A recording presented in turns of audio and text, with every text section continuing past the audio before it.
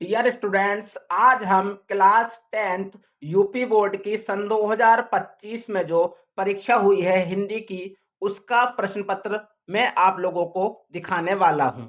और साथ ही साथ इस प्रश्न पत्र में आए हुए सभी 20 बहुविकल्पीय प्रश्नों के उत्तर भी मैं आपको बताने वाला हूं, जिससे कि आप अपने जो टिक लगाकर आए हैं आंसर शीट में वो आप मैच कर सकते हैं। तो डियर स्टूडेंट्स, चलिए वीडियो को शुरू करते हैं।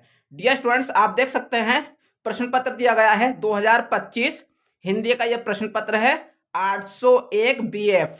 ये सेट मुरादाबाद में जो ओपन हुआ था वो सेट ये दिखा रहा हूं।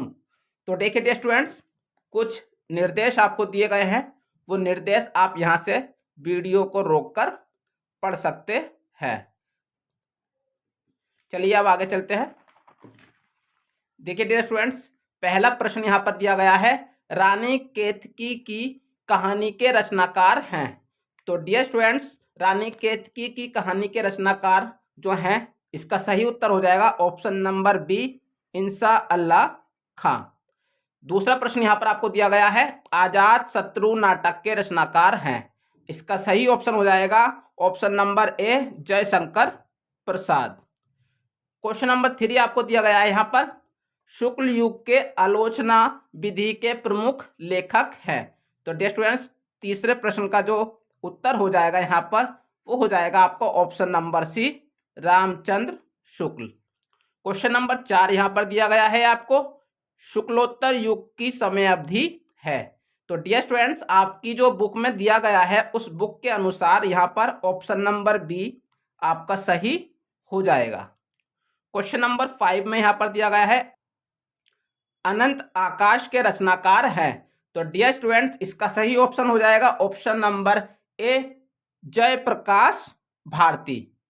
क्वेश्चन नंबर 6 आपका दिया गया है, प्रयोगवादी काव्य की विशेषता है।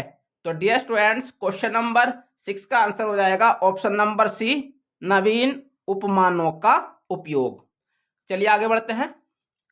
आगे आपको दिया है क्वेश्चन नंबर 7 में आपको दिया गया है यहाँ पर, रीतिकाल की समय अवधि है।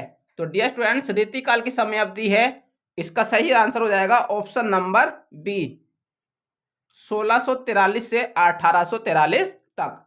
क्वेश्चन नंबर 8 में दिया गया है, आधुनिक युग की मीरा कही जाती हैं। तो डियर स्टूडेंट्स, सभी जानते हैं इसका आंसर, तो इसका सही आंसर हो जाएगा Mahadevi Verma, option number C. Question number 9 में दिया गया है, मैथिली शरण गुप्त की रचना है। तो क्वेश्चन नंबर 9 का आंसर हो जाएगा option number B, Bharat Bharati. Question number 10 दिया गया है, केदारनाथ सिंह किस सप्तक के कवि हैं।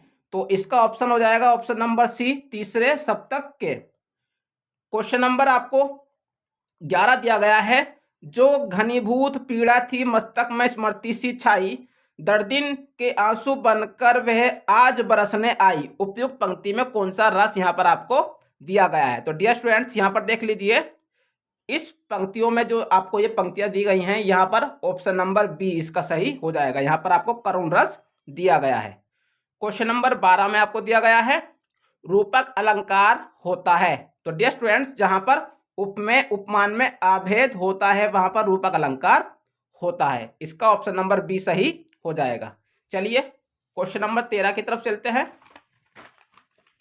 तो डियर स्टूडेंट्स, क्वेश्चन नंबर 13 देख लीजिए आप। क्वेश्चन नंबर 13 में आपको दिया गया है कि छंद के प्रत्येक चरण में 11-13 के विराम में 24 मात्राएं होती हैं। तो इसका सही ऑप्शन हो जाएगा ऑप्शन नंबर बी, रोला में।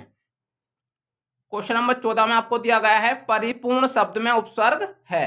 तो यहाँ पर परिपूर्ण शब्द में जो है वो परि उपसर्ग आपका दिया गया है, ऑप्शन नंबर बी सही हो जाएगा। 15 नंबर पे दिया गया है, माता पिता में समास है। तो डियर स्टूडेंट्स, ये तो बहुत आसान था, आप सभी जानते होंगे। इसका सही ऑप्शन होगा ऑप्शन नंबर सी, द्वंद्व समास। इसी प्रकार से क्वेश्चन नंबर 16 आपको दिया गया है, धीरज शब्द का तत्सम रूप कौन सा है। तो डियर स्टूडेंट्स, इसका सही ऑप्शन हो जाएगा ऑप्शन नंबर ए, धैर्य। क्वेश्चन नंबर 17 में आपको दिया गया है, तत् से शब्द में विभक्ति और वचन है। तो डियर स्टूडेंट्स, इसका सही ऑप्शन हो जाएगा चतुर्थी एक वचन। क्वेश्चन नंबर 18 दिया गया है, जिन वाक्यों में क्रिया की प्रधानता हो वह वाच्य हैं। तो डियर स्टूडेंट सही ऑप्शन होगा ऑप्शन नंबर सी, भाववाच्य। 19वें क्वेश्चन में आपको दिया गया है यहाँ पर, विकारी पद कितने प्रकार के होते हैं। तो डियर स्टूडेंट विकारी पद 4 प्रकार के होते हैं, ऑप्शन नंबर बी आपका सही हो जाएगा। आगे दिया गया है, जातिवाचक संज्ञा शब्द हैं। तो डियर स्टूडेंट्स यहाँ पर सही ऑप्शन हो जाएगा ऑप्शन नंबर ए, शिक्षक। शिक्षक यहाँ पर पूरी जाति का बोध करा रहा है। तो डियर स्टूडेंट्स सभी बहुविकल्पीय प्रश्नों के उत्तर मैंने आपको बता दिए हैं। अब साथ ही साथ मैं आपको इस पूरे प्रश्न पत्र को दिखा रहा हूं ताकि आप आने वाली परीक्षा में जो नए नेक्स्ट ईयर में बच्चे परीक्षा देंगे वो अपनी तैयारी आराम से इसके आधार पर कर सकें। तो आप देख लीजिए डियर स्टूडेंट्स, ये पूरा प्रश्न पत्र है, मैं आपको पूरा प्रश्न पत्र शो कर रहा हूं, आप देख लीजिए यहां से। क्वेश्चन नंबर 2 शुरू हो रहा है। यहाँ पर पद्यांश के आधार पर प्रश्नों को उत्तर देने थे। क्वेश्चन नंबर 2 में 2 यहाँ पर पद्यांश दिए गए थे, आपको दोनों में से एक ही सॉल्व करना है। ये देख लीजिए आप, क्वेश्चन नंबर 3 यहाँ पर दिया गया है। क्वेश्चन नंबर 3 में आपको गद्यांश दिया गया है, उसका आपको हिंदी अनुवाद करना है।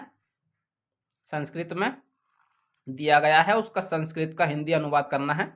क्वेश्चन नंबर 4 देख लीजिए आप, श्लोक दिए गए हैं, उन श्लोकों का हिंदी अनुवाद करना है यहाँ पर। क्वेश्चन नंबर 5 में आपको अपनी पठित गद्यांश के आधार पर किसी एक प्रश्न का उत्तर देना है, जो भी आपके जिले के हिसाब से होगी, क्योंकि ये प्रश्न जिले के हिसाब से चलता है।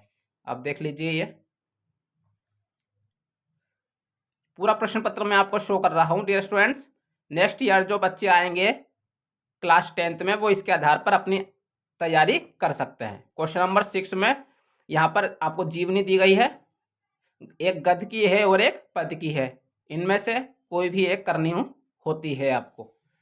अब देख लीजिए डियर स्टूडेंट्स, क्वेश्चन नंबर 7 में एक श्लोक लिखना है आपको। क्वेश्चन नंबर 8 में आपको दिया गया है अपने मित्र के लिए पत्र लिखना है। क्वेश्चन नंबर 9 में संस्कृत के कुछ प्रश्न दिए गए हैं, उनको उत्तर लिखने हैं आपको।